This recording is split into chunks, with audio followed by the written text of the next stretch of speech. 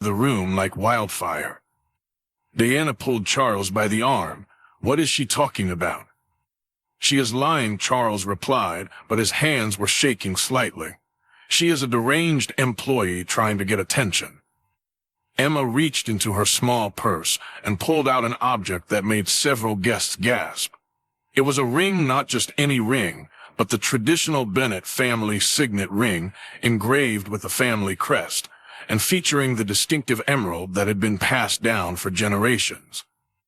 "This ring," Emma said, holding it up for all to see, "was given to my mother by her father, Robert Bennett. My grandfather, the man you told your children died without an heir." Charles was now visibly shaken. "Where did you get this? How dare you steal?" "Steal?" Emma laughed, but there was no humor in the sound. "Charles, you cannot steal something that is rightfully yours by birthright."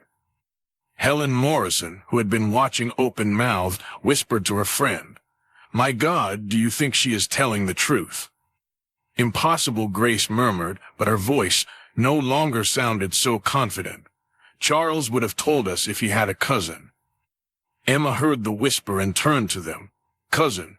No, dear, I am not Charles' cousin." She paused dramatically, looking directly at Charles. "I am his half-sister." The room exploded in murmurs and muffled exclamations. Charles looked as if he had been struck by lightning. "This is ridiculous," he shouted, but his voice cracked. "My father would never. You are making this up." "Robert Bennett had an affair with my mother, Catherine. For 6 years," Emma continued relentlessly. "She was the family art consultant. When she found out she was pregnant with me, your father promised to take care of us, and he kept his promise until he died." Diana now had one hand over her mouth, staring between Emma and Charles, as if watching a disaster unfold in slow motion.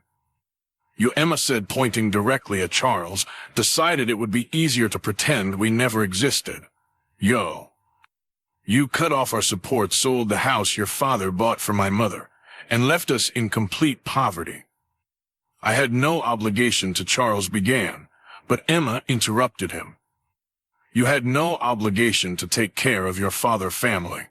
Interesting philosophy, considering you inherited 100% of a fortune that should have been divided between us." The weight of Emma's words was slowly sinking into the minds of the guests. Several began to move away from Charles, as if physical proximity could contaminate them with scandal. "Prove it," Charles said desperately. "Anyone can make up a story and produce a ring."